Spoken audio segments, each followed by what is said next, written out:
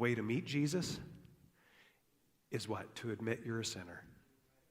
It's not to pull up your bootstraps and talk about your strength. It's to admit that you're weak. It's to admit that you have a hostility here, whether you see it or not.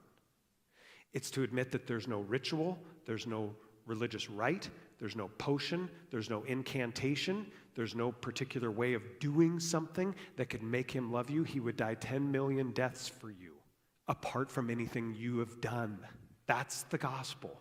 You confuse those two, and you spit on the cross. The Apostle Paul talks about this in the book of Galatians, that those are enemies of the cross of Christ, and their God is their belly, he says.